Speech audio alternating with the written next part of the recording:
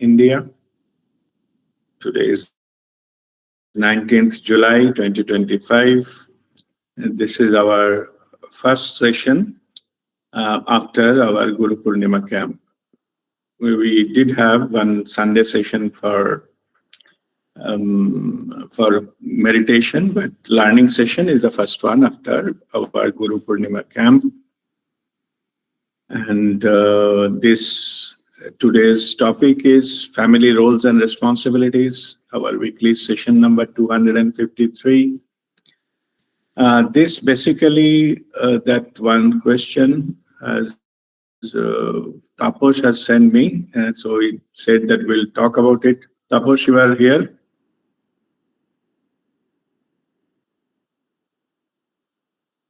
Taposh?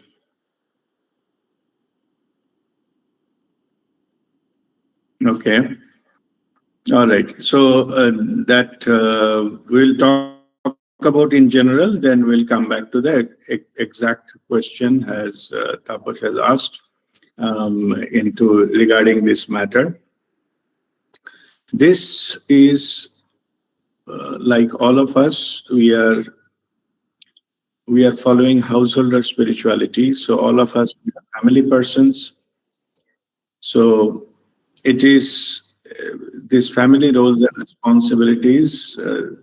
From the question, I understand that sometimes it baffles us that what is exactly the role we are supposed to play and how to deal with the family situations. And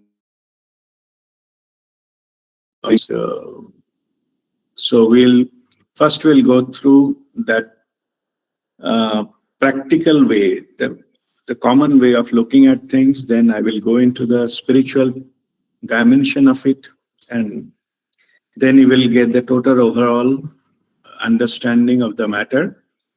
And however, that every individual is unique, and also every family is unique.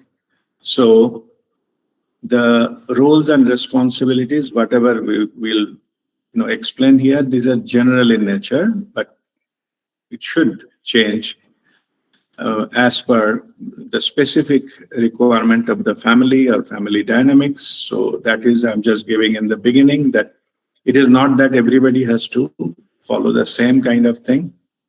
And but it will talk about the parameters. What are the parameters? So not every parameter, all the family will be same.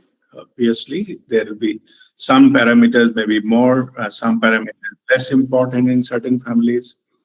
It is also depends upon our society we live, our cultural condition, our family tradition, social tradition in the part of the world we live. All these things are impact our, all these family dynamics and the decisions we take. So that is very clear. So, however, let us go with that starting of the point. First point is a family as basic unit in society. Okay, so this is, as we know, that the family we call that is a group of individuals. It is the basic unit of our society. Let me read what what is the role of the family has been mentioned. Is that the second point? And traditional role of family members and family duties. Okay, I'll come to that one. But let us first, give a little bit. I collected something. What is the family role of the family? What is family? Of course, it is a group of people. So they come together. So come together means they have what is the purpose of them to form a family? Like the form is first is the economic support. Just I'm reading whatever the purpose has been defined here as a family. First, the need of the family. First is economic support, providing basic needs such as food, shelter, clothing, etc. So, and then I'll come to hierarchy later on. First is the why it is family. First is economic support. So it is a basic unit of the society which needs economic support of the basic needs such as food, shelter, and clothing. For that particular group of people come together. Then emotional support provide love, comfort, intimacy, companionship, nurturing, belongingness. So that is the emotional part of it. And then it is a generational, like about the children. So rearing the children, parenting, helping children to function to the best of their abilities within the society. So that is what there is a need of the family. And uh, let me also find out some what is called the definition of family. Family definition. Okay, definition of family. I got few. I'm just searching the net just for the, for interest purposes. Let's see what they're saying. There are three. They say a group of one or more parents and their children living together as a unit. That's the first one. Second one say all the descendants of a common ancestor. That is the second one. So, okay, so that is a one definition. Then another definition is a family is a group of two or more persons related by birth, marriage, or adoption who live together. Such related persons as considered as a member of one family. So that is also another definition of that. Then also it is there is one more. I'm just search the net and found out what is the family definition. Let's see what they're talking about. We'll talk about our spiritual stuff later. Let us see what the common people a dictionary meaning or something.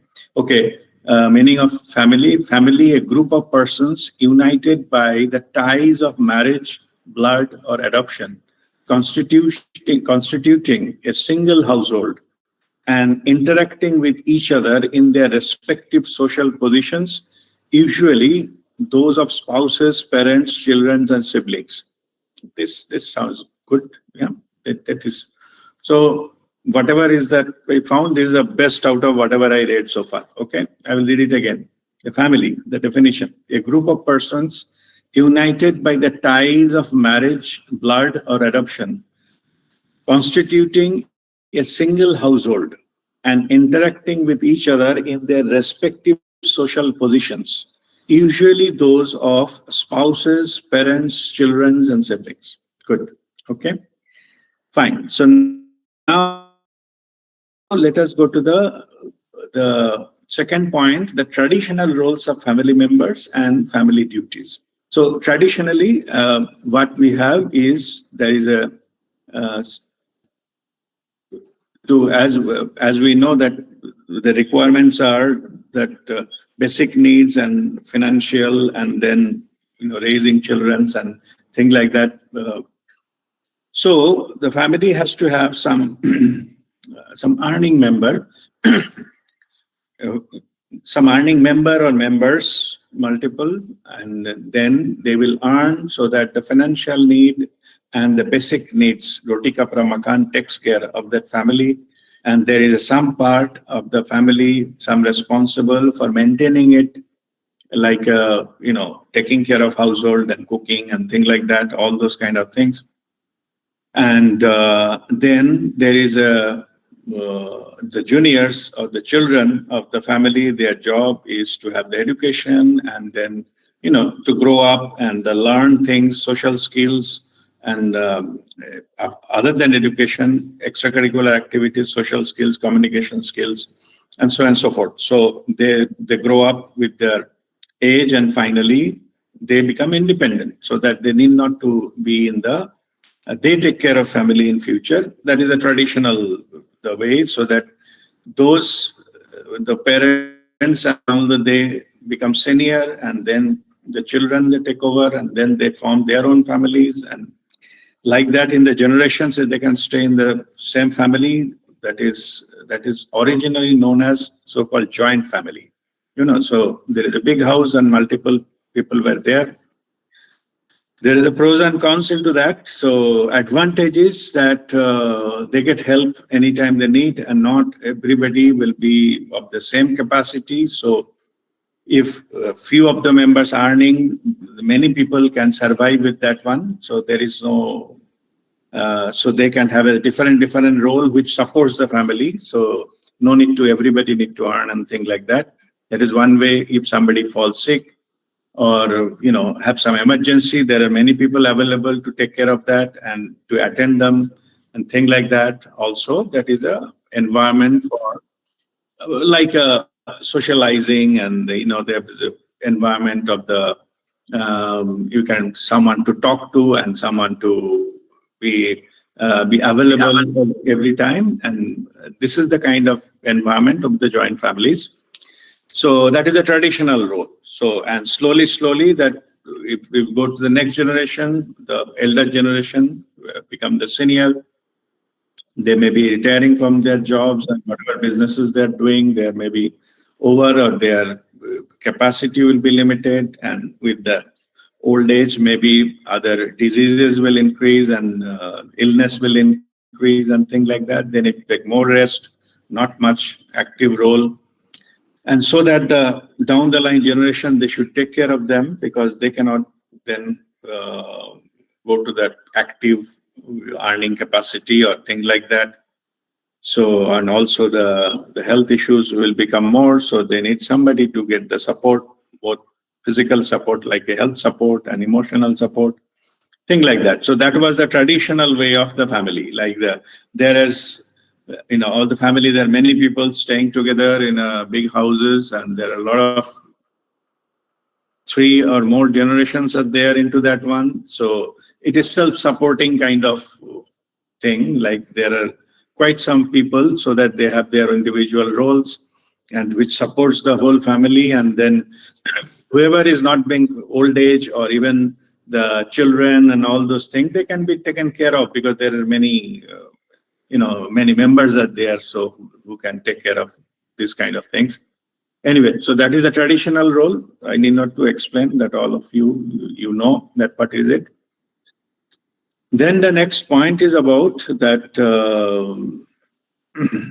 experimentation with the family structure in modern era. Okay.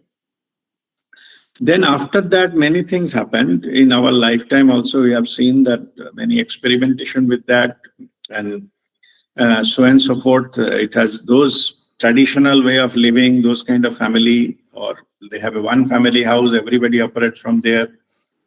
So that no longer a viable solution, because that's in the modern era, people have to go different places, even abroad, and different cities. They live in different cities. It is not possible for them to have the earning source of the living in the same area.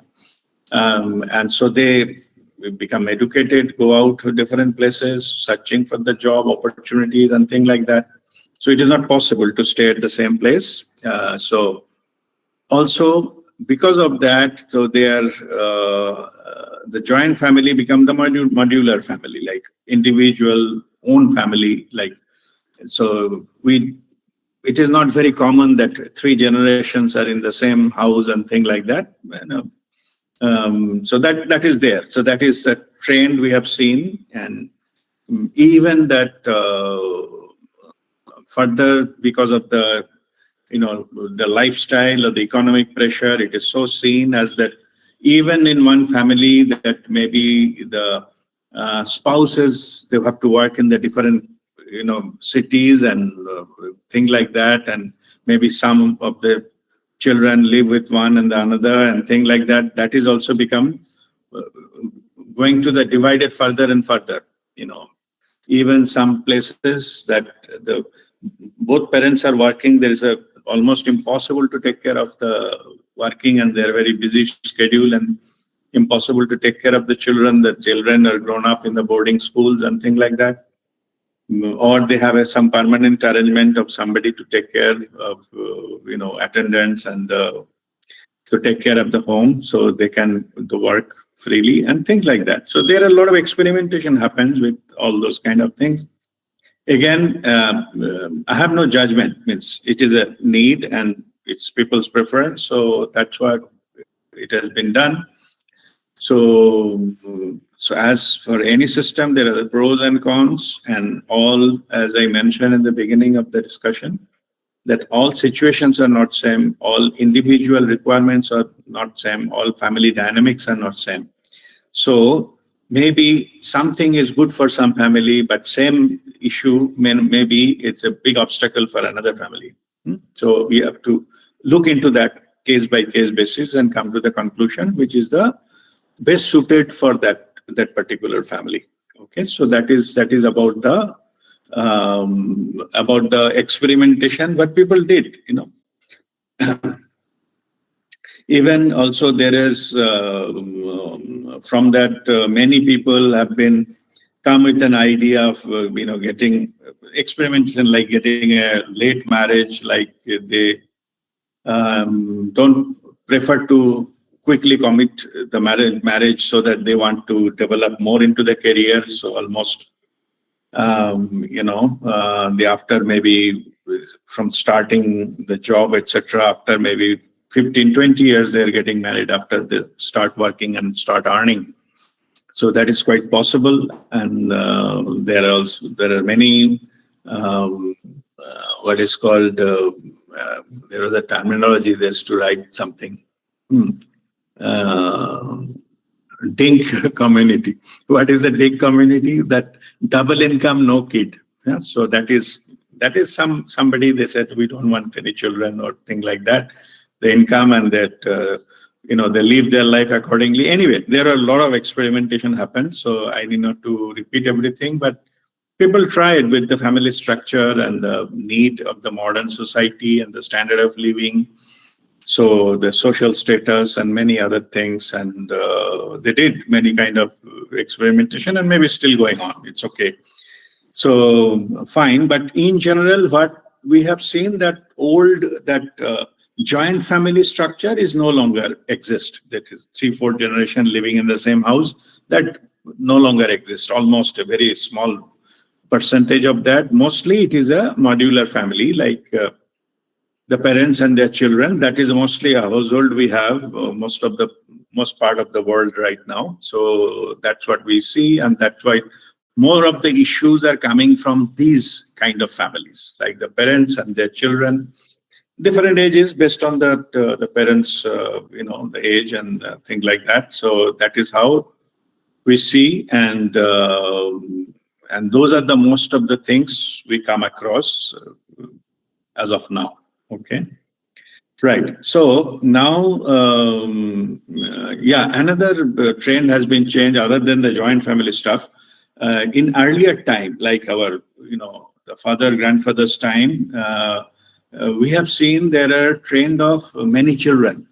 People, the family of their, 3, 4, 5 children were very common. Yeah. So nowadays it is mostly 2, in that range.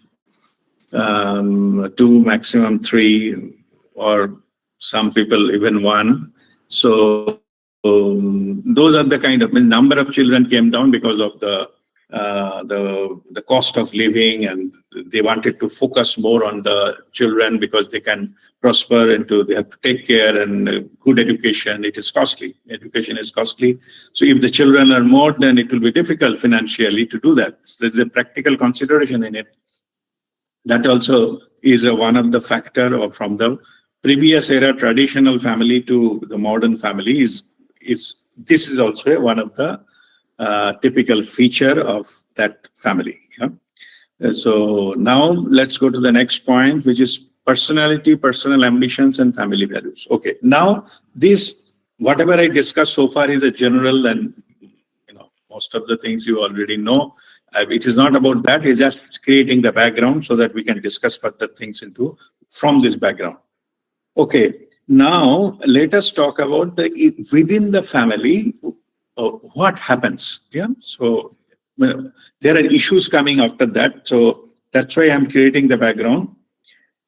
See, the family, because they are different, is as we have seen in the definition, it is a group of people come through whatever means, they have mentioned there.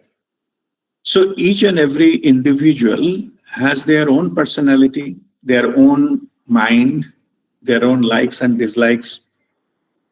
Even they have their own personal ambitions in life, priorities in life, attitudes, and their characteristics may be different, and their family values may be different. So they are in that sense that each and every member of the family is unique.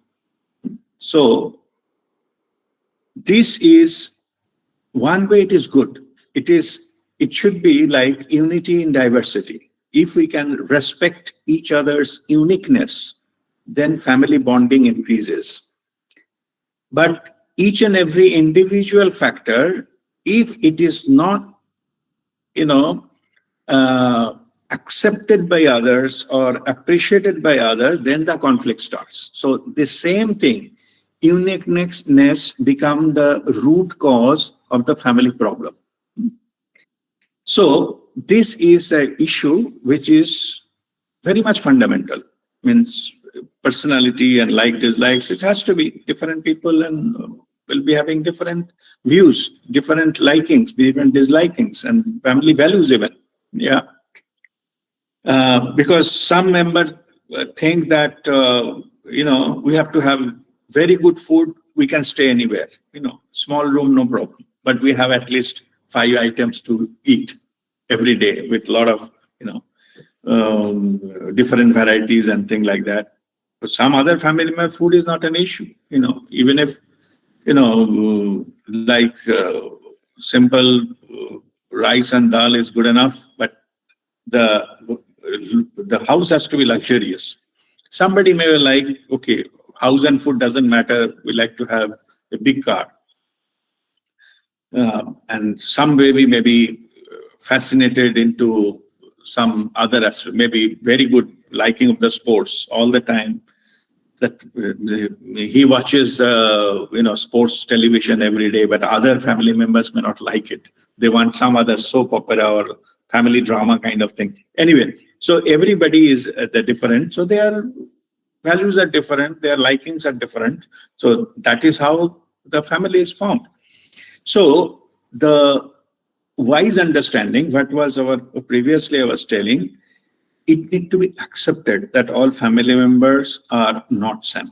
Yeah, it is not anybody's fault. They are just like that. Yeah, it is just like we have 5 fingers, and 5 fingers are not same but they are the part of the same hand. Likewise, we have to accept that whatever the shape and size and the length, etc., they are part of the same thing. Some like that family. And that is, if we accept, come together, that becomes a strength. Yeah. But if not, then that becomes the flat points. Yeah? So that drain the energy of the family, and that family cannot prosper into that level that it can. The potential was there, it is being reduced because of these factors. So let us understand specifically what are those challenges, family challenges. Yeah. See, first is I have written here, difference in moral, emotional, intellectual, financial, generational aspects. There are more, but let us explain one by one. Difference in moral. Yeah. Moral values, it is some unseen factor which governs people, but you cannot establish by looking at that person. If we have, in the family, and there is enough exposure, like years of exposure, you come to know that the moral values of that person. Same family, okay, there may be the 3 brothers. Yeah. So one brother may be the judge, another may be the school teacher, and another may be just a fraud, the thief. Same family, same background, same family, parents, same grown-up, same, there is everything same. But the 2 come out with a different outcome in their lives. This is very common. So Why? Because their individual moral values are different. The person who chose to become studied and become judge is a high moral value. He wants to establish the rule of law and what is go with the satyam bhajayate, go with the truth. Okay. And even the teacher is also the same thing. They are try to, give the like a young boys and girls there to teach so that they can be established into that. So that they are having a noble profession, but the other is a fraud and cheat. He go and open different maybe cheat funds and try to operate, get cheat people out of this. That is maybe his profession. So that third brother, that their moral value is much less. He says, well, he may be thinking it's a smart thing to do. If I can extract money for people, why not? It is easy. So that is the moral thing. Okay. So I'm just giving example. There are plenty of these kind of things. And second is emotional. Yeah. People are different. People are emotional beings. Yeah. Everybody's that emotional strength is different. Some people can withstand a lot of pain, a lot of disliking without reacting. Yeah. But some people with the minor things not go as per their liking, they start crying and throwing tantrums and all those kind of things.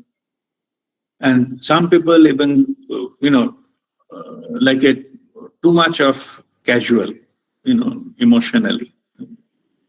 So they are not, involved into anything, not committing into anything.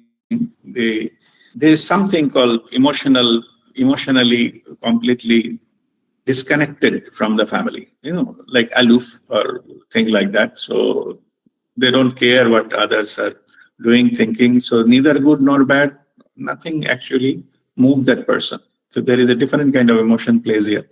So basically the different family members have a different emotional maturity, emotional level rather.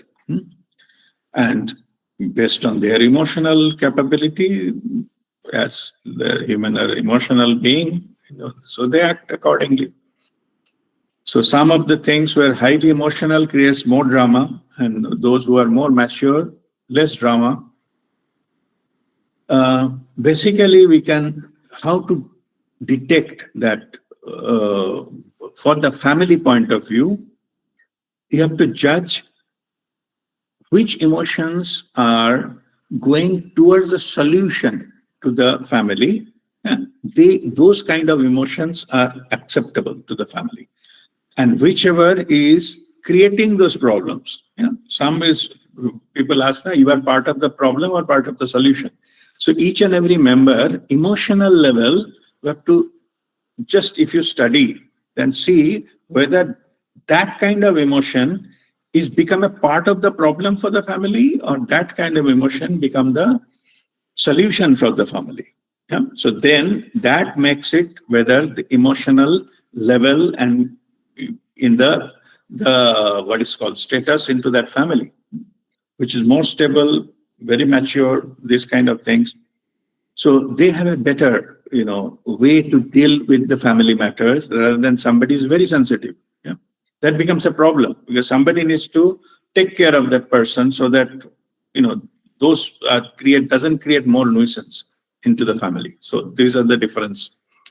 So those are the challenges. So these are the list of the challenges what I was mentioning now. So those are emotional, then intellectual. Okay. Intellectual is a tricky business. Yeah. So somebody is obviously there are different family members. They are in a different intellectual level. Or if you go is a measurable thing, they are a different IQ. Previously, what I mentioned, emotional is the EQ, emotional quotient. IQ normally it is different for the different people. So people with a high IQ, in the family, they can be a very good like a factor to bring the family up as a whole, I'm talking who is the most intelligent person in the family. If the same family, the same person, intellectual person, his intentions are not good, okay, they can utilize their intelligence to create problem for the other members of the family. Then in that case, or you can say the crooked kind of approach. So intellectual but crooked, so these people are very dangerous because they are more intelligent than others and they use their intelligence against the family. Or you can say they not against the family, you can say they are become more selfish. They use their intellect to get everything to their side as much as things possible toward their side, because they have a higher intelligence. They can fool others and get it. Yeah, this attitude also become a challenge. Like if they are in a highly intellect but intention are not good or very selfish, that creates problem. Yeah, there is a challenge. Next is the financial. Okay, financial is a very well understood. In fact, most of the cases in the family, particularly I was mentioning about the joint family, etc. This was the main factor of why the joint family become the modular family. Because what happens is everybody's earning capacity is different. So because of their education, intelligence, and their, many opportunities they got, many other things, yeah. Or the profession they choose, something maybe very rewarding, something not so rewarding, thing like that. So as their earning capacities are different, that contributes a big factor in the family dynamics. So, and that is why it is the joint family become the modular family, primarily because of this factor. Of course, there is a factor because if you have an opportunity, you have to go out and all that part I explained. But also, maybe that is not the case. Everybody in that earlier joint family stay in the same city. They could have stayed in the same house, but they cannot stay because their financial levels, earning levels are different. So that's why those who earn more, they think that why they need to sacrifice their lifestyle to feed others. Yeah. So that kind of thing, that kind of selfishness, that created an issue of breaking away with the joint family and living on their own. So that they said, I don't know, I don't care about others. I'm fine. It's my family. I will take care of it. Okay.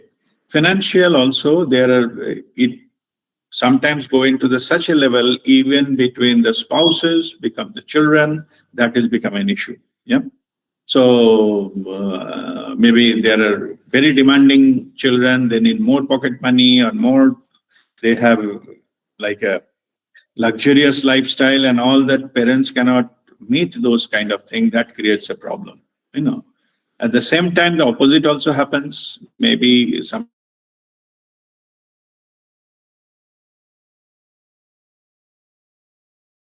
are begging to please give this, that, and also means basically there should be some balance. Yeah? So there is no such thing right and wrong. As I said, every family is unique.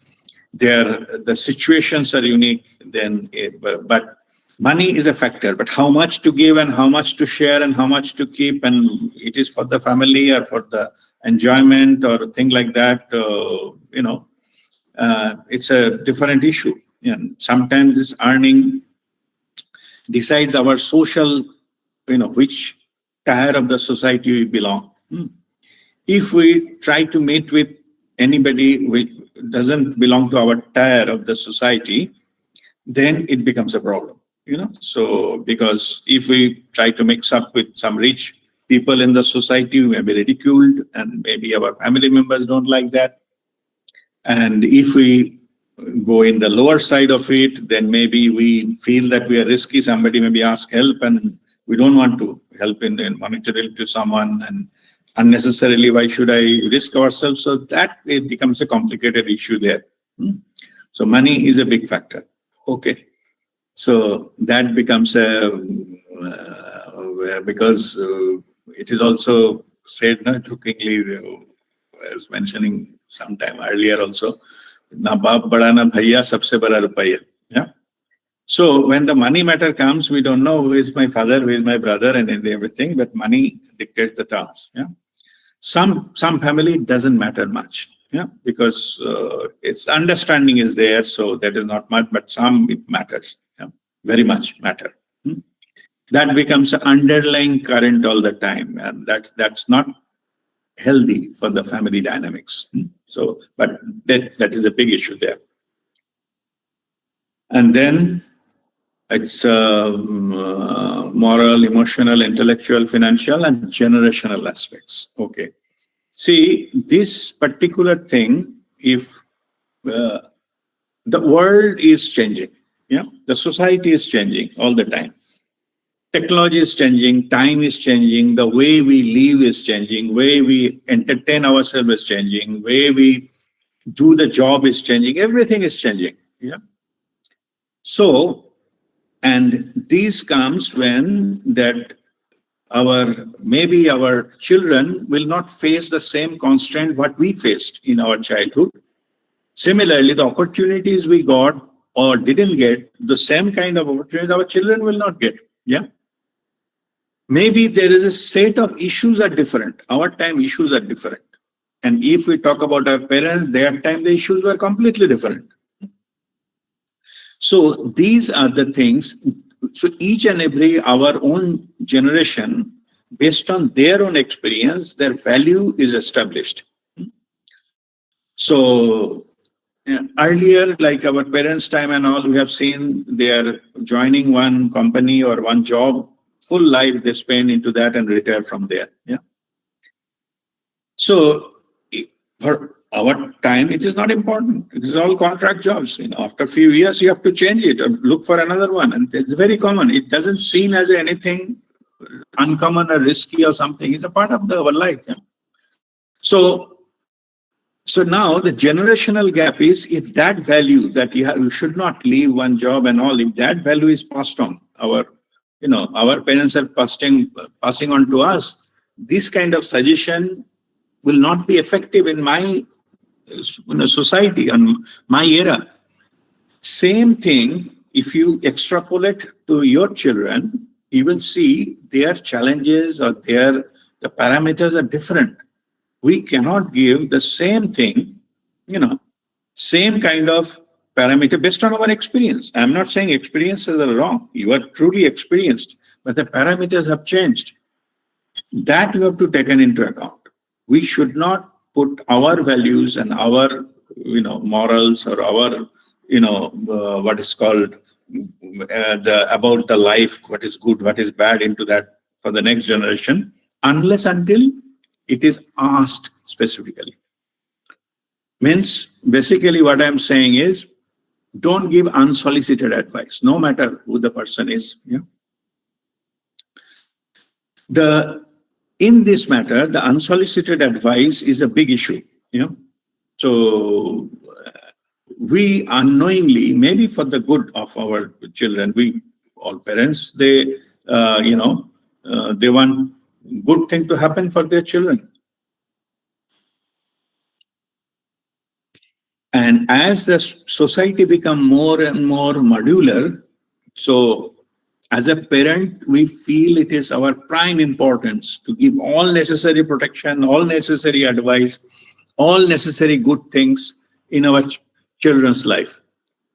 Intention is good, but again, it depends upon how much you go. Doing it, your intention is good, your offering is good. If you stop there, it's fine. You're making sure that your children is not doing any harmful thing. Up to that is fine. But if you go a little further, it becomes an interference into their lives. Yeah. If you go further, then it becomes a problem for them. If you give too much lecture, or too much means you don't realize it is too much lecture. You are thinking it is our duty to advise them. They are misleading, young fellows, and they may do some mistake in life and they suffer whole life. So we have to intervene and do something. The whole idea of that, this idea becomes a problem. And this is the generational issue. And that issue, and I think, Taposh, that question you have asked. Yeah. You can hear me now? Yeah. Yes, I can hear you now. Yeah. Can you read your question? I was asking you read that first so that. Yeah. No, actually, there was some sound issue in my laptop. That's the reason. No, I understand. But what I'm saying now, can you read now your question? Yeah, the one which I send you, I will just read. Yeah. Read your part. Yeah. It is just a realization. It's like me. Many of us who are in their mid-50s have started to feel internally that their once active roles are now slowly reducing as they see their children are taking charge and taking decisions, being just one observable event. As this is entirely normal and natural, but accepting this is a bit difficult. More so, further, seeing our seniors are also leaving one by one, and we are taking their place. Mm-hmm. So this is the point. Yeah. Good. There are 3 points there into that whole thing you mentioned. First point was about, can you read the first one line again? Yeah. Like me, many among us who are in their mid-50s have started to feel internally that their once active roles are now slowly reducing as they see their children. This is the first point. Yeah. Next one about the children, and third one is the seniors are living. Yeah. There are 3 points. Correct. Let me put it into that. Now, so far I have explained about the family background and thing and all those things. This particular, why I'm asking you to tell that, because this particular issue is a generational issue. This just now I was explaining. Yeah. Okay. So, if you talk about, just leave that family part of it. Individually, our role, individually, our role in the society, as I mentioned, that it is like a Ferris wheel, the vertical Ferris wheel.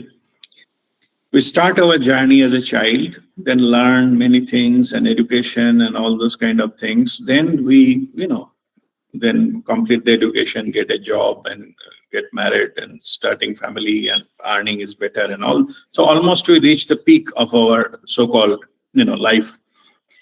And including everything, there may be position, the earning capacity, etc. But we cannot keep at the top level all the time. This needs to be understood. This we cannot happen. It is not like upward kind of road that always it will go up. So many issue comes where your expectation is always I keep up, because so far you have, rise up to the top, right? But then it will slowly, things will start, like taking off from the peak. It is a normal cycle of life. So we can struggle too much and sustain for a certain time, but eventually it has to happen. So better we should get ourselves prepared, because over the whatever we do, it will affect our health and our mind and all those kind of things. We become stressed and some disease started popping up. Many other challenges started popping up in our lives, and as our children grow and our, parents have become old. So our issues, duties, multiplies basically. We no longer have same kind of duty. Earlier duty, maybe our, on our job and the spouse. Now, slowly that is become more and more, because this is the time we'll say that your life is started, already has a peak. Now it has to give a return time. Like you have to pay now. Whatever you got, you have to paying that, and that is a normal way of doing things. Yeah. So as you mentioned, when you cross that, say, 50 years of age or something, that slowly you have to prepare for that descent. Okay. So that is happens normally. It is not that it should not happen. Our expectation that it will always keep rising and going, ultimate will end our life with a great peak, that is a completely wrong idea. So that's why that expectation is straight line and actually it is circling out.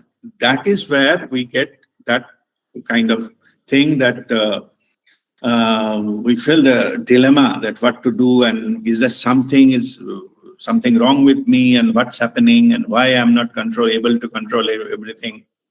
That's where the things get little bit, what is called shaken up. Here you need the understanding of the life in principle. If you are ready with that, yes, you can even plan for it. That okay, slowly, there are many businessmen and all. Slowly, they hand over their responsibilities and their things voluntarily. Nobody is forcing them to get out of the company. Slowly, give it handed over to their children or all those the managers and things like that. And slowly, they minimize their role. So those are there. This turning becomes very easy. They know that eventually it will happen. Yeah? That is a good approach, like a planned strategic approach. Otherwise, situation will be created when one point of time I will be not been able to handle that. Maybe earlier it is not an issue, but now because of I have to deal with so many other things, it will be an issue. Here comes a factor which is maybe that life lesson or several, we call it triggering events. That may lead you to some other way of looking at life. And that's where the spirituality comes into the picture of most of the people. That we'll discuss when the spirituality thing comes. Okay, practically it is that whatever is the, post 50, etc., you feeling like things are not moving in your hands from there and all those kind of things. It is normal. And eventually it will happen. So don't feel you are, something wrong is happening to you, or whatever you planned, whatever you decided is not going as per that. It will be like that only. Most percentage of those things will not go as per your plan or your liking. So earlier we accept this, that is better. There can be something can be done about it. So that comes as a spiritual tool to how to deal with that kind of situations. Second, you see the slowly the children are taking over. So that is the time you have to learn to delegate or hand over. Even though you will, in front of your eyes, you will see that they are not been able to handle it the way you handled. Yeah, it's much better. Even though you have to do that, you can, give little bit of advice and things here and there, but let them drive the car.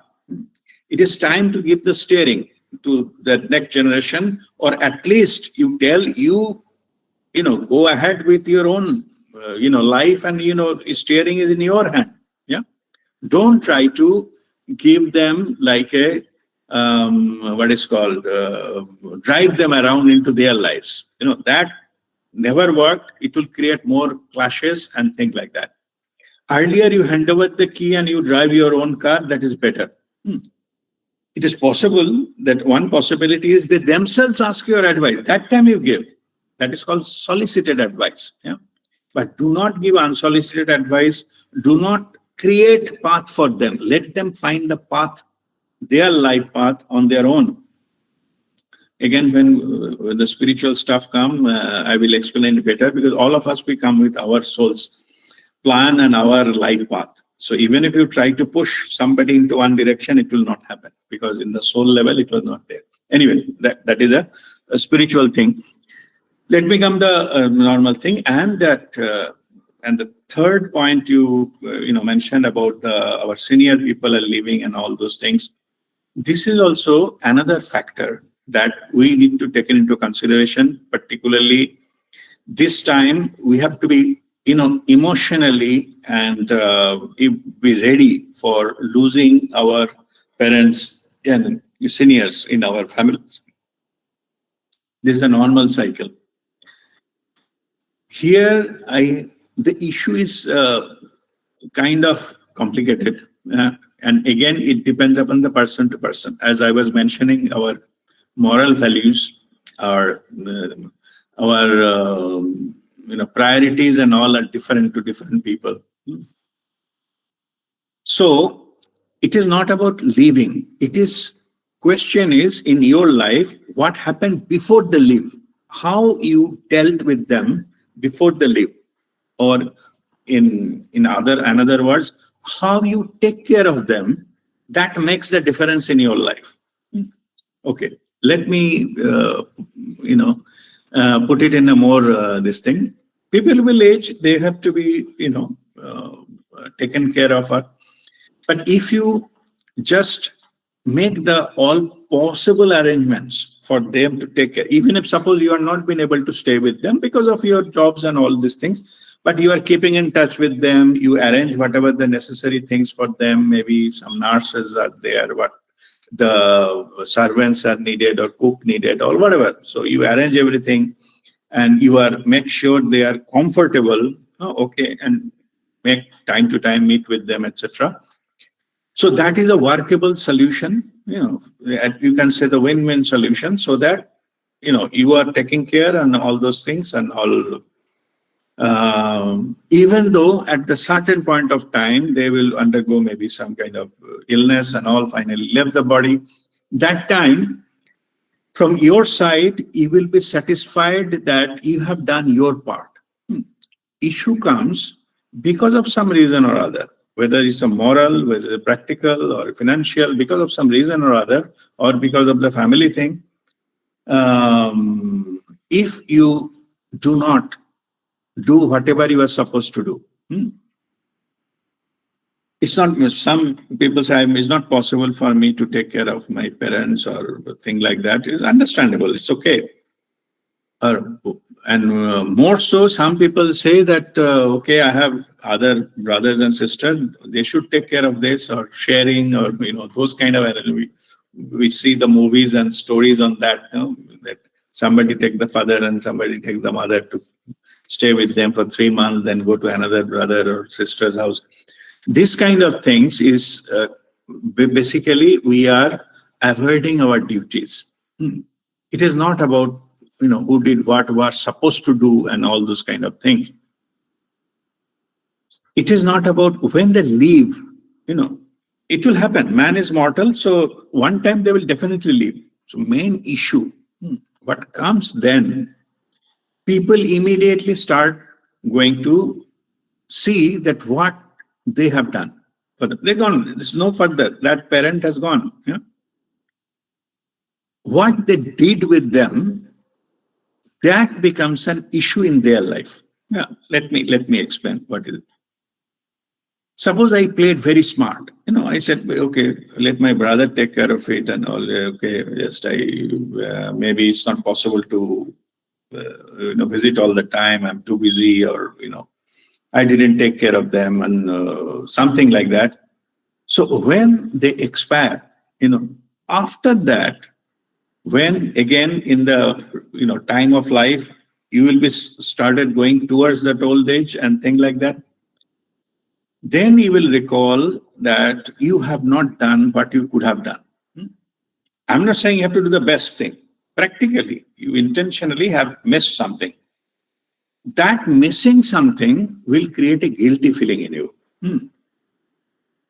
Then many people, they deal differently. Some people completely make up some stories, and try to convince why it was not possible for them to do.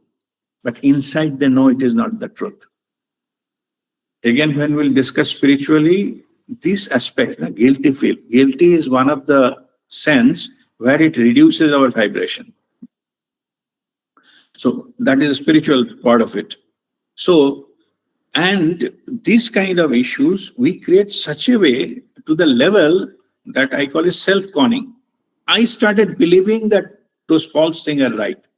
Okay, whatever I did was right. Or who are more sensitive than that, they feel very guilty. They feel I could have done that, I have done that, and now he or she is no more. And there's a pain, constant pain within you, which, drags you. So, thing is how to get out of it. Means, what is the advice then? Advice is when they are alive, do whatever is possible for you to do.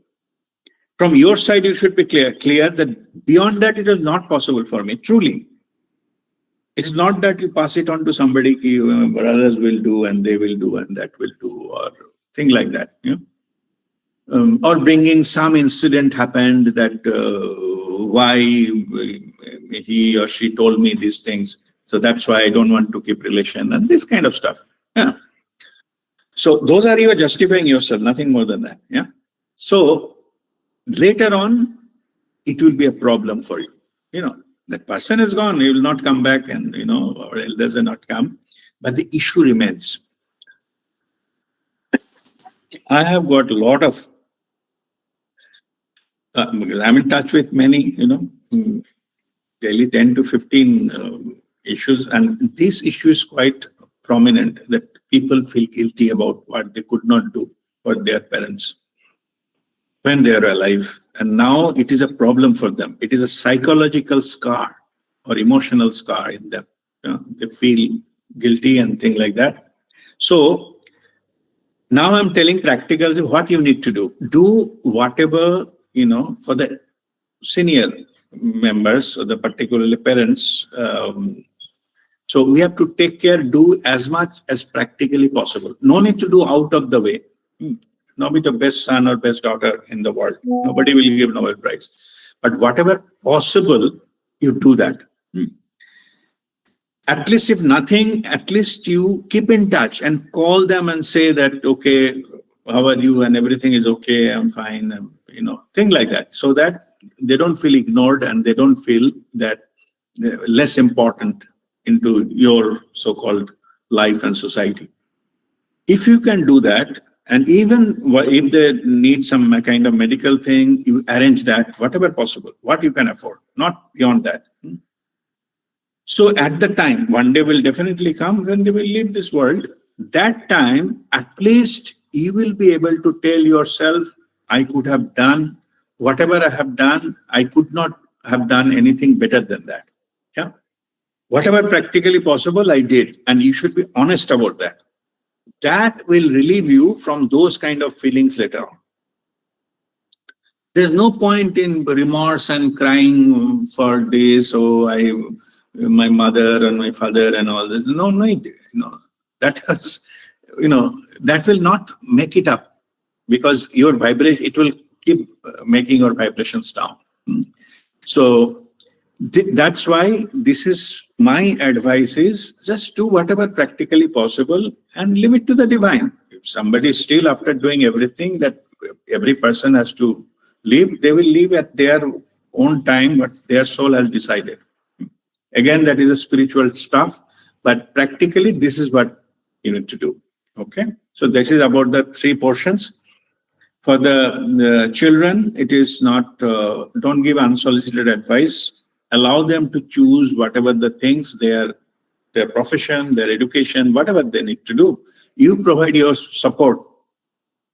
You just ask whatever you need to do, you choose, we will support you.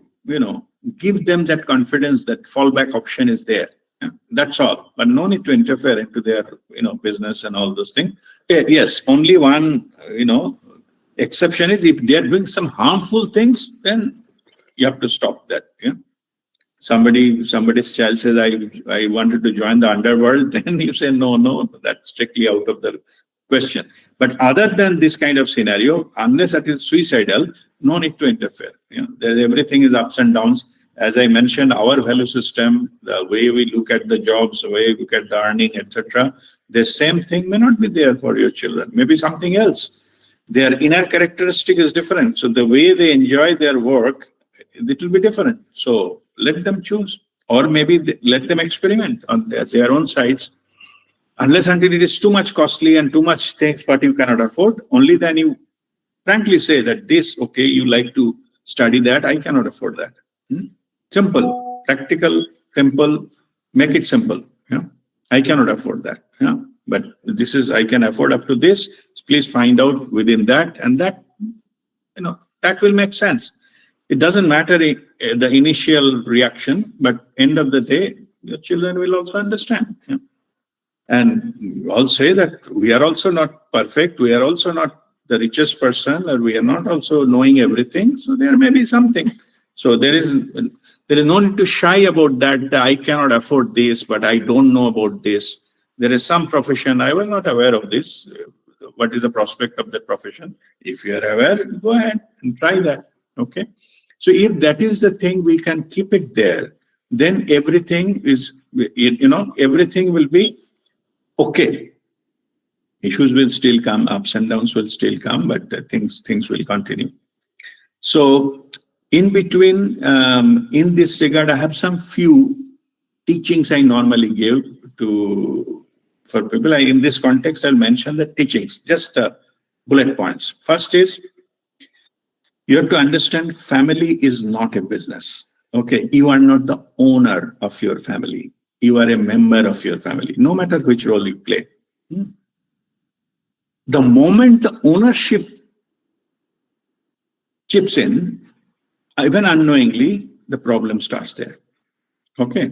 In spiritual language, this ownership is called ego. Make sure your ego is not entered into your family. It's not a business, but in the family business. Yeah. In the business of family, your ego should not enter. And how to get out of that ego, that is a spiritual practice. Okay, get out of your ego. That it solves all other issues. How to do that? For that, I give that example. No? The I-ness, the me, it belongs to me, has to go. It has to be just like a representative. So thing is, even your children and all, even your spouse and all, you have to treat that. It is a divine gift. I have to just maintain. That's all. I have to do my best. I'm not the owner. Regarding this ownership and thing business, I give an example of one farmer taking a cow with a rope. Many times I told this story. One saint and his disciple was sitting. The saint is asking the disciple, who is the owner and who is the slave? The farmer is the owner, cow is the slave. He said, okay, take one scissor and cut that rope and come back. Yeah, make sure you don't get caught. Then the disciple goes and cut the rope and run away. Immediately the cow started running towards the jungle because there is no farmer, the holding rope is cut. The farmer started running behind that cow because if the cow goes in the jungle, he cannot find it out. He will get a great loss. So now he came back and the saint is saying, now tell me who is the master and who is the slave. Actually, the cow is the master. He can go to anywhere. He's free. But the slave, now the farmer is slave because he cannot go anywhere else because he will lose the cow. He has to run behind the cow.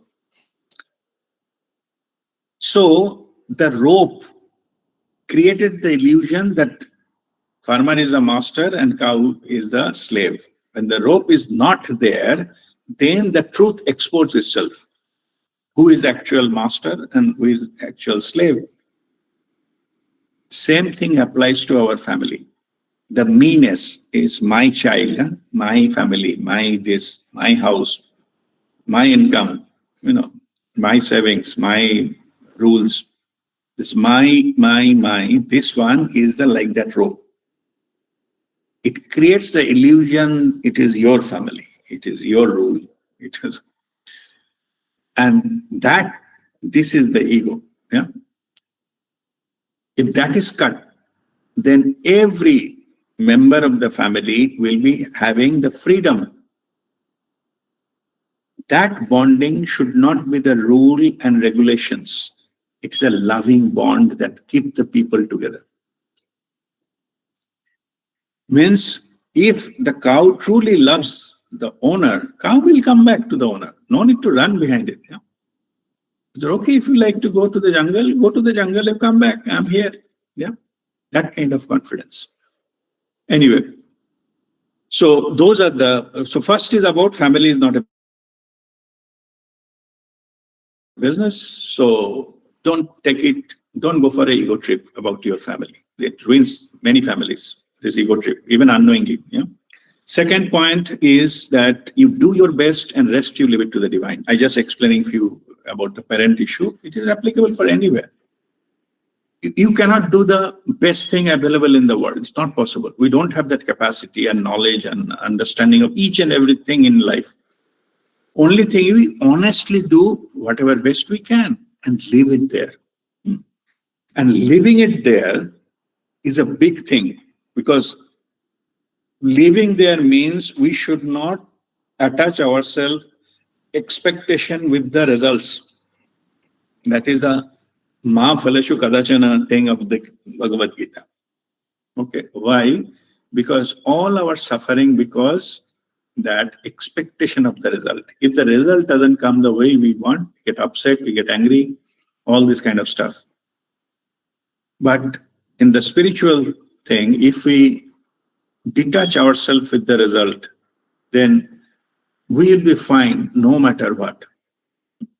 We take it as a divine will. Okay, then we'll be fine.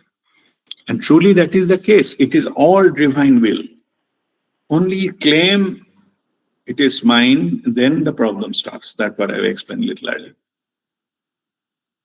Okay, another thing is any critical issues in family. If you come across anything, this advice I give it to, almost in any situations in life, not only in the family. One is the right thing to do, your duty, or society asks for it. And another way is your peace of mind. Always you choose your peace of mind. Because in the bargain, if you lose your peace of mind, that creates havoc in the family. So, if something right, but because of some reason or other, you opted, you keep silent or keep the control of yourself, thing like that, then it's fine. Slowly, it will die down. But if you take some action, thinking it is the right thing to do, and you must intervene into this, and you must, challenge this and things like that, because that is your duty, and as a, head of the family, you are supposed to do this. Then, again, you never know when ego trips in, and it complicates the situation, and it will go out of your hand. So that's why it is important that you have to choose your peace of mind. Some people ask, I can do my duty also, I don't lose my peace of mind, I can maintain that. Fine, then please do whatever right thing to do. What I am saying is, primary importance is your peace of mind. So if whatever you're supposed to do, you're doing that, you are not losing your peace of mind, there is no bifurcation, there's no point to decide anything. There's only one way, go there. But if any junction comes, any bifurcation comes, which has these two options you have to weigh in, always you choose your peace of mind. That is my advice. Okay, and there is another one is a spiritual lesson that I will talk a little later. Now let's see.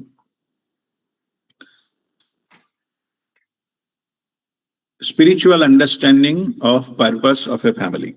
Okay, now let us start spiritual thing. So many times I told I will cover it during spiritual discussions and all.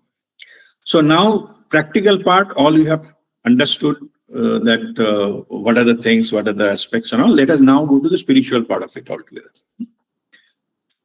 How a family is formed. What is the purpose of the family from the spiritual perspective, or in other words, from the soul point of view? Each and every family forms as per the soul's plan. All of us, our soul has planned different lifetimes.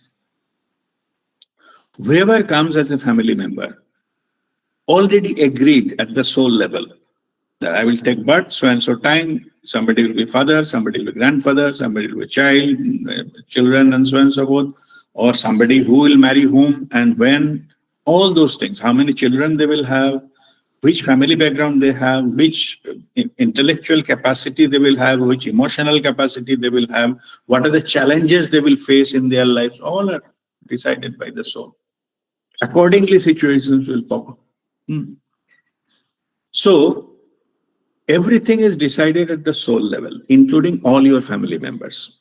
Even though, suppose some people say, okay, parents, I cannot choose, but at least I can choose my spouse, my wife, or husband. I can choose. So that is up to me. No, that is not up to you. That is also chosen at the soul level. Only then the marriage happens.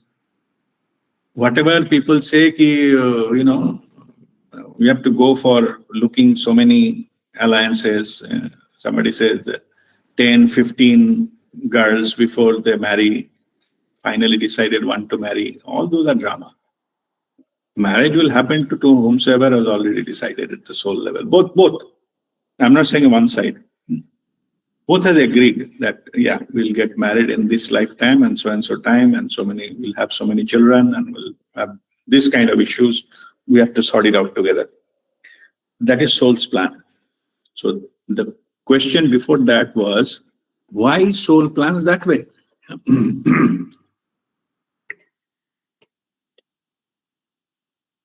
Souls plan that way because both of you has a lot of karmic account need to be balanced in this life.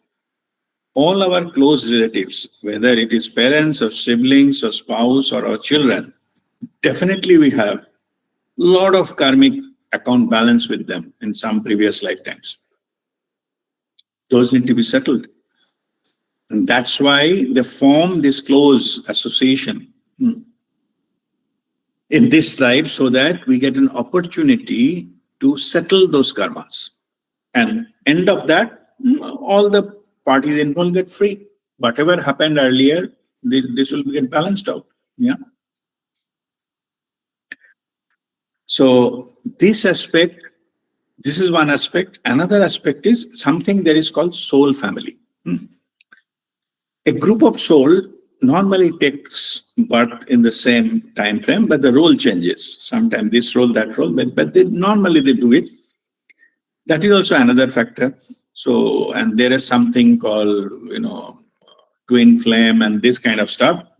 Those are there, that is like you may have the two souls, the multiple lifetimes decided to, take birth together. And basically they complete each other. And not necessarily it is a romantic relationship or husband-wife. The role can change. Even, twin flame can be siblings, can be parents, a parent-child, can be good friends. And, there is no family relation, but they're good friends and things like that. So that they can choose that way also. So it happens. So that's why the soul takes into account of all those things. So that is the purpose of this life. What we see here as a family, basically all script written by soul, each individual characters, all of them. And then we have entered into the scene. When I take birth, our life starts from there, and the different people enters into our life like a movie. In some scene, some characters enters and some character leaves, and that kind of stuff. Yeah. So that is a fundamental way we operate. So who decides it? I think there's one. Next question is that spiritual understanding of the family. Who chooses to be part of a family and why? So this is what I'm explaining now. It is our soul chooses the family. And why? Because to settle karmic things, karmic accounts of all involved souls. Into that incarnation, they go and they do. So there is some individual agenda of the soul, also the family agenda of the soul. As a group, as a family dynamics, also we need to learn how to take care of each other, or maybe earlier there was enmity. But jokingly, people say that earlier life, worst enemies, they take birth as a husband, wife, and they start fighting because internally they know what happened in the previous lifetime. But anyway, jokes apart, but it is true to some extent. Yeah. If you have a lot of karma with another person in the previous lifetime, then it is quite possible you take birth as a very close family member. It may be spouse or children or even the parent. It happens because we get a lot of time in this lifetime to settle all the layers of karma, hundreds of karma, what happened in one lifetime, we finish it. That is the purpose of that one. Yeah. So also that is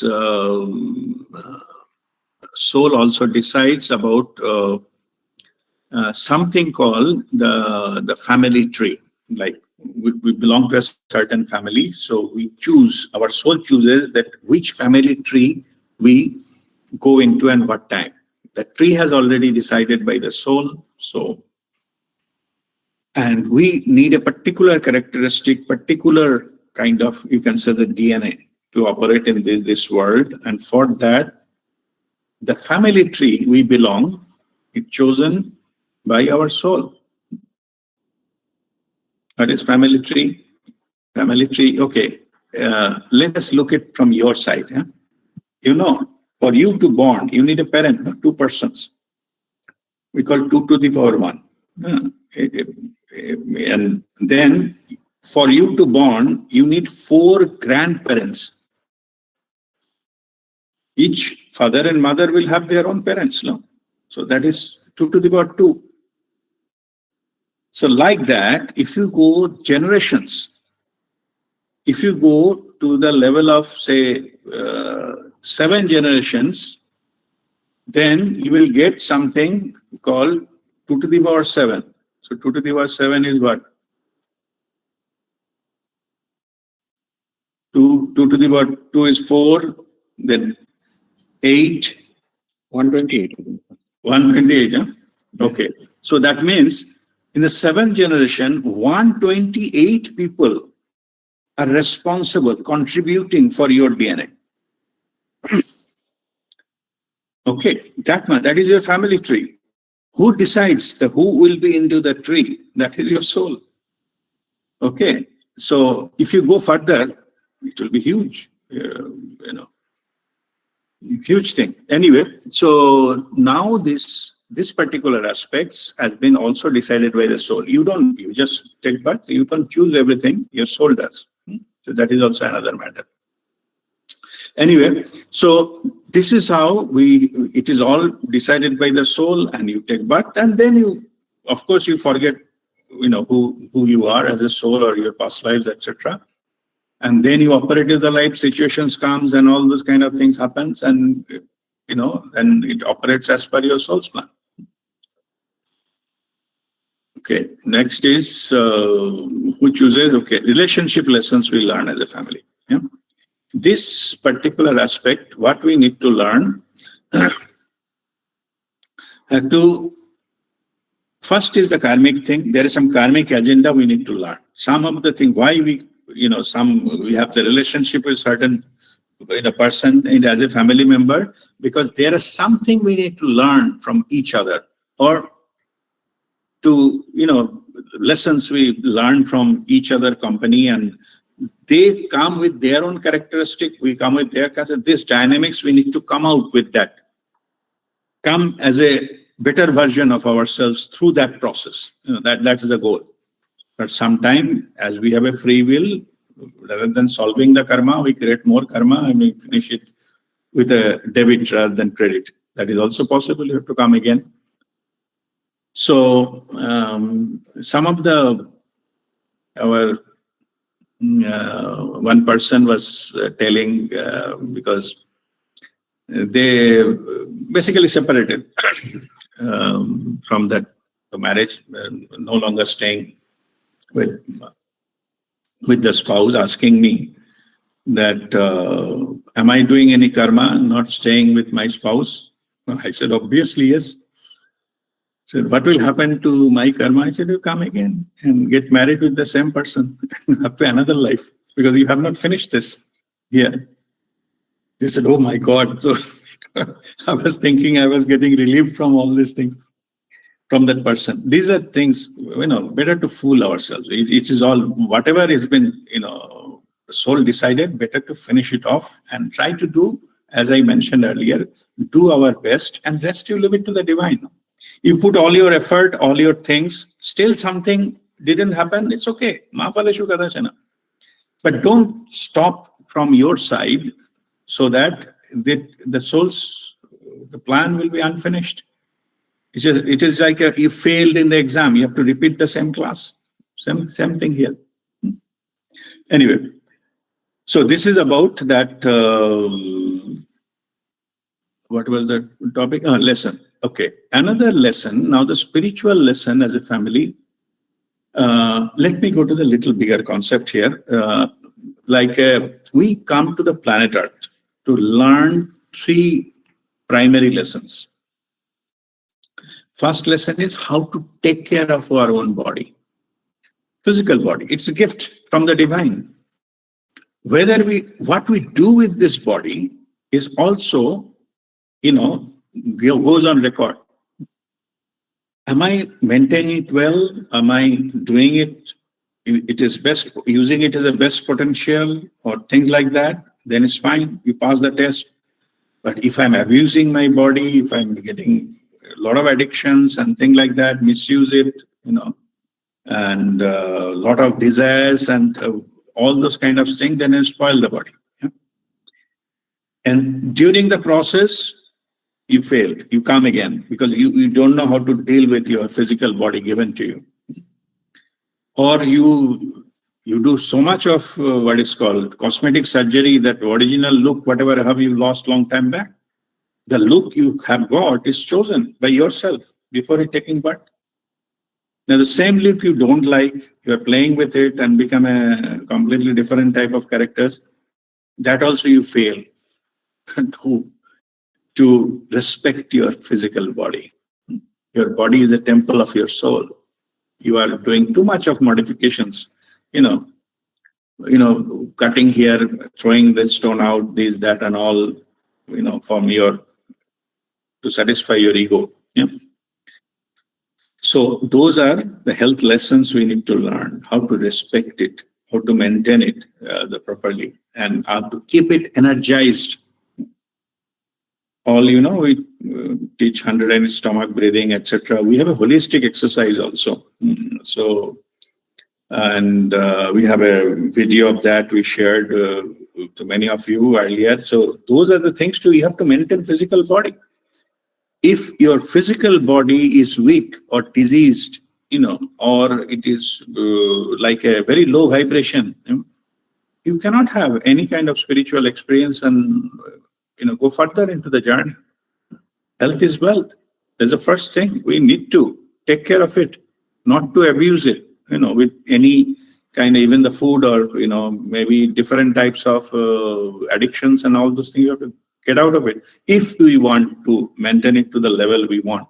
Yeah, we want to achieve our soul's goal in this lifetime. Your body is a tool. If you don't have that tool and in the name of enjoying life, etc., if you spoil it, end of the day, you will not be able to carry that. Yeah. So main thing is you have to work on the vibrations of the physical body, PEVF. And then when you are interested, then masters appear in your life and they will teach you how to do it. Yeah. And if you are not interested about doing something, your whole life will go into some kind of addictions and this problem, that problem, visiting 50 doctors and whatnot. Yeah. Okay. All right. So health, we come here to learn how to take care of our health, maintain it, how to keep it energized, how to keep it full of pranic energy, not to diminish it. We do many practices with diminishes our prana, It's self-sabotaging. But anyway, that also happens. But we need to learn eventually how to take care of that divine gift, which is our physical body. Physical body and mind also in that sense. Mind is a part of the body. So you have to take care of yourself, physical body and mind. So first is the health. Next is about the relationships. We come here to learn about relationship lessons. That's why we have a multiple relationships with, different types of relationships. So family is the basic unit where the charity begins at home. So that is the first classroom of learning relationship lessons, because we are, for a very long time, we are together. So, and that is where we can learn completely. If somebody I met on the street and after, 5 minutes, I cannot see that person, I don't think I have to learn anything much from that person. And there is no need. But if I have to learn something from somebody else, my soul will create some situation. So I may be spending years with that person. And so the learning will happen, mutual learning of relationships. It is not what you think. It is on how you come out, how you collaborate to make things happen. That's important. Are you a team player? Are you give your hand to make the things happen? It's not only you can do it. If all can do it, means together you can do it, then that's what the relationship lesson. And the spiritual goal of a relationship, every time I tell, people think, oh no, it should not be like that. Relationship means, normal means it is give and take. No? Relation means there are two persons, there will be transaction, give and take. But spiritually speaking, we come here to learn how to give, not taking. Your relationship lesson is how much you can give. Based on that, you will get the rank. If you can give extraordinary thing, then you rank top. You give little bit, you've given, but expect also something, little less marks. And the lower is you completely selfish. You don't give anything, only take and take. You give fail mark. So that's what, but ultimate, if we can go to the level where we can able to only give without expectation of the rate. I'm not saying if you receive it, you say, no, I don't want. I'm not saying that. I'm saying that whatever comes, you appreciate and take it gracefully. But from you need to learn how to give with zero expectation. That's why you need to learn. That's what we call it, that you have to only learn how to give. Because the rest of the things will automatically happen. Whatever comes, you appreciate that. That's all. You don't reject that. Appreciate. But you don't demand, you don't expect, you don't claim, all those things. That is not part of our relationship lessons. Let me give you one, this particular aspect, that's called unconditional love. This comes from there. That is I'm just talking the higher level spiritual understanding of this. Basically, relationships are there to teach us unconditional love. The love we know, what we call family bonding, family thing, family love, etc., those are conditional. We do expect something in return.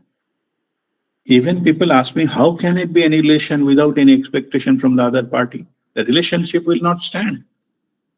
Relationship will not stand if your ego persists. If you drop your ego, it will be fantastic relationships. Individually, two persons are liberated and individual, they don't interfere with each other. They just love each other. They connected, but not interfering into it.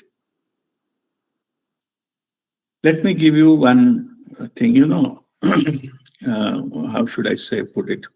The special child come in the family. Some family, they have got a special child into their family.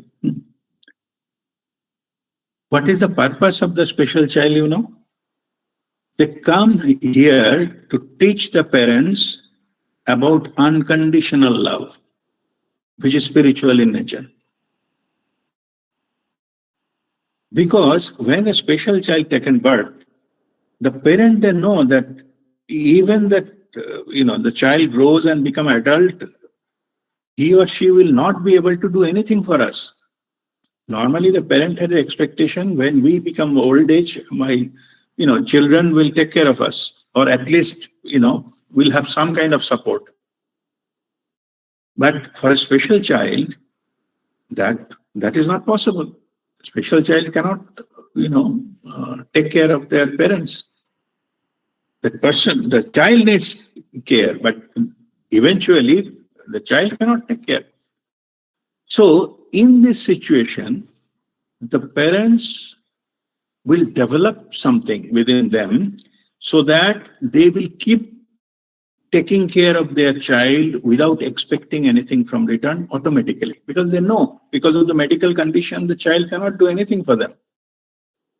In the bargain, they are helping their parents to reach to the level, the spiritual level, the purpose of the relationships, which is to give. They bring it out from their parents. And as a soul point of view, soul chooses to have that kind of life so that their parents, or not parents, the family members, even the siblings and all this, even the grandparents also. So to bring out that unconditional love from them. Yeah. That particular child took that life of suffering, so that their family get benefited to get the relationship lessons. They came here, all of the souls, they incarnate for that particular relationship lessons. They get it quickly. Yeah. Okay, so first is health, second is relationship, third is monetary, money. We come here to take the money lessons.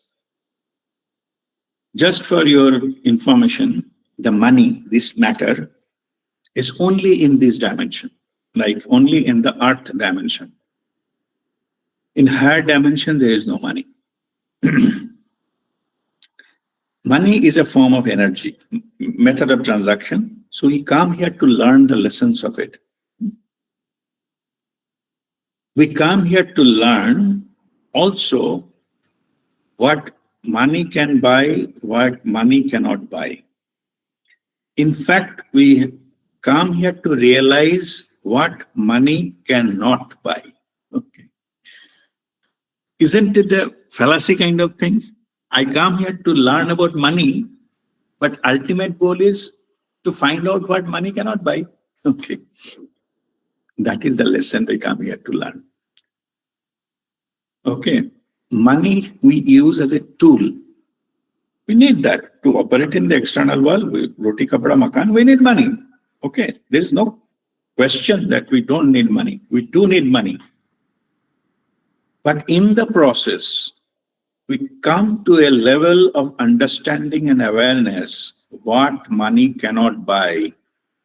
There are much different aspects in life what money cannot buy. As for example, like all of us, we know one day we will die. After having huge wealth, even we cannot buy 1 minute of extra time from our life. So that extra time, whatever we decided earlier, predetermined time, date and time, we have to leave everything here and go. Our money and all associated with it, like political power, influences, name, fame, whatever it is, it will not give you that. You see a lot of drama going on all over the world. People are behind the money power, muscle power, and the properties and this, that. And it's fine. Okay, they do. But divine justice will come one day. You cannot enjoy it for unlimited time. You can accumulate, get your ego satisfied. The ego will drop in a moment and they'll leave everything here. Somebody else will enjoy. And who will enjoy, you cannot decide that time, because you are not in a position to decide that, no matter what you do. legal instrument, that instrument, those, that, and all this kind of stuff. It doesn't matter. Yeah? It will happen, whatever it is decided by the other soul. Yeah. So your soul is gone, no capacity. Anyway, so these things, these realizations, there are many things we cannot buy from the money. And also we need money, yeah, to survive in the physical level. Yeah, that's fine. So if you come to another thing, that what is the operating principle with money? Operating principle, the money, you should enjoy life with the money, but you should not get consumed by the money. You should know the difference between need and greed. But no way I'm saying that less money is good. I'm not saying that. We are following householder spirituality, and the goal of householder spirituality is Aishwaryavan Muktatma. Wealth is there. You have to enjoy wealth. But at the same time, you are enlightened. Muktatma. So even you have the plenty, you know that internally, anytime you can live it. There'll be no pain, no attachment, nothing. But if you have it, you enjoy it. When you operate in the high vibrational state, we do that. We have that capacity to attract wealth. It will come to us. But before that, our soul itself takes a lot of twists and turns in our lives to make sure we are worthy to receive that. Otherwise, we can fall back onto the trap and lose the purpose of this life. So that's why a soul gives you a little bit of background and some kind of testing period, so that you are matured into that handling money before that fund is released. When it released, it comes miraculously to you from different directions and things like that. You are not running behind money. Money is attracted towards you. That is what the Aishwaryavan spiritual, it's a particular vibration, it comes. Okay, but it will come at your divine time. I'm not saying, so there is no such, cause and effect kind of thing. That's our mental stuff, cause and effect. It is not cause and effect. It is about your worthiness. If you make yourself worthy, wealth will attract to you. It will come from the source which is infinite. It's a prosperity consciousness that you're tuned into, not poverty consciousness, how many people I will cheat and how many I can grab here and there and get for my kitty full. No. That's a temporary thing. Yeah. So you're thinking you are grabbing, you become richer and all, you are poorest person, because that source is infinite. You need not to damage someone financially to get wealthy,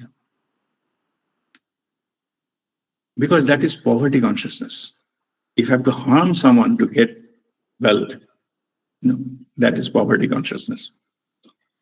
It will not suffice, or one case, another. Ultimately, you cannot keep it, and even if you keep it, then as per your karma, one day, life will say, it's enough, let's go. You have to leave everything and go. Anyway, so these are the three main lessons we come here to learn.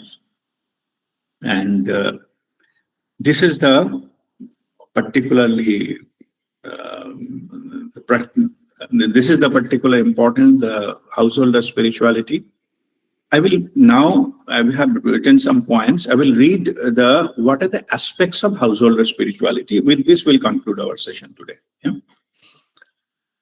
So what is householder spirituality? Okay. Householder spirituality refers to the practice of living a spiritual life while maintaining worldly responsibilities and relationships, such as those of a spouse, parent, or employee. It's a path that recognizes that spiritual growth can occur within the context of daily life, rather than requiring renunciation of those roles. Means no sannyas. Everything can go as normal in daily life.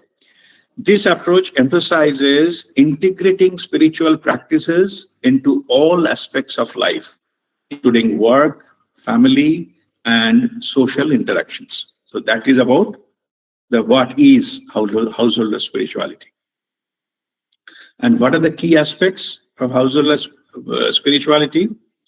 Integrating practices into daily life. You will be learn some kind of spiritual practices or kriya, what you can integrate into daily life. Like this involves the ways to incorporate the meditation and other spiritual practices and routines in the family life and social interactions. But it's you who have to integrate this into your life. Finding meaning and purpose in mundane tasks.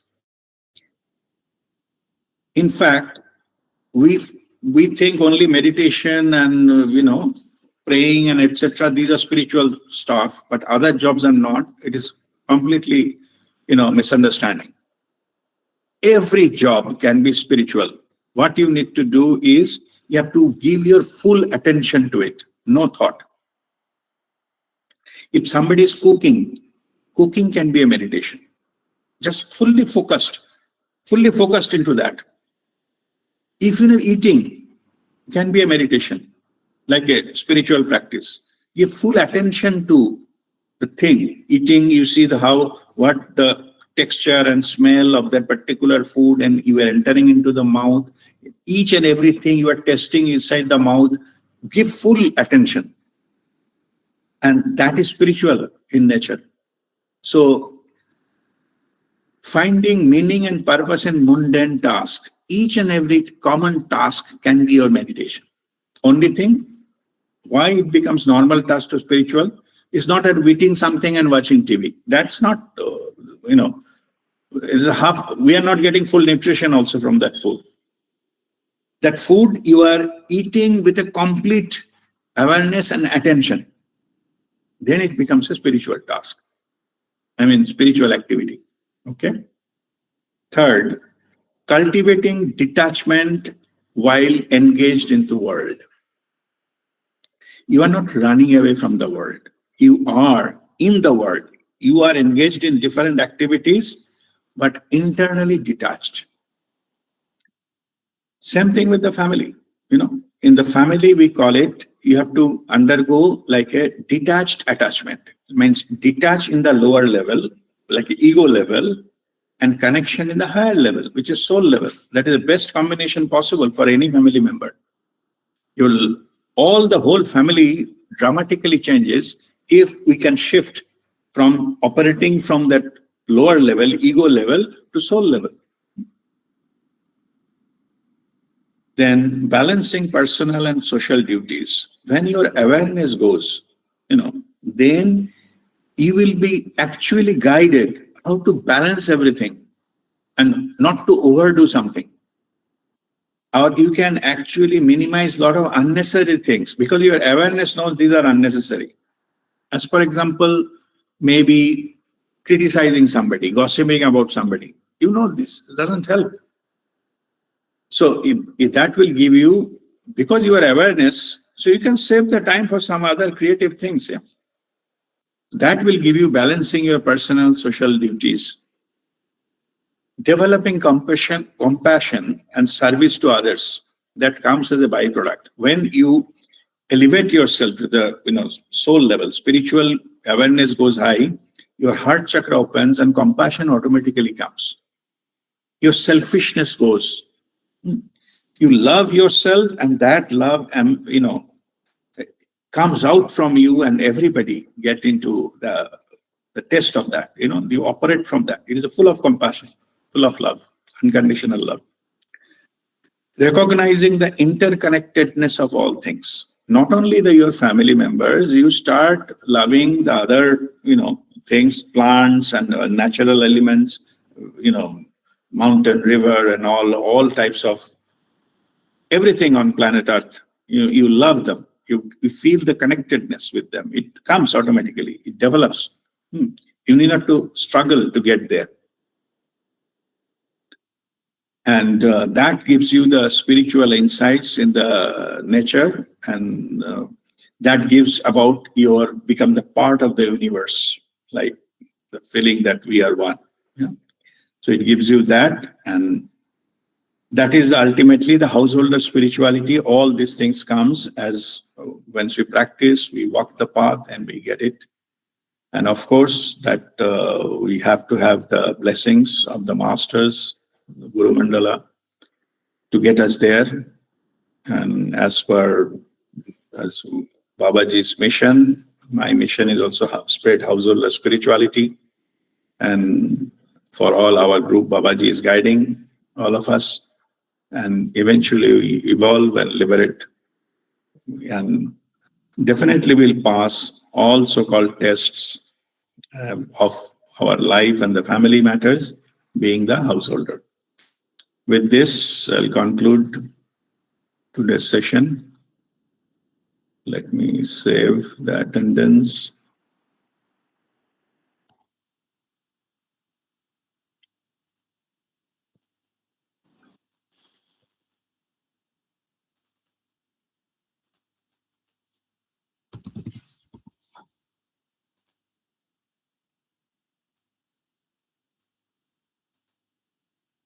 If you have any questions, and raise your hand, and then you can ask the questions.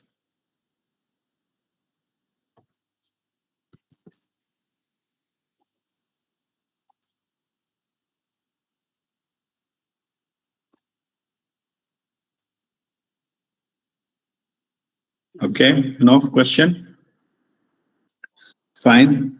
So then we'll conclude today's session with Shanti Bhat. Okay. Om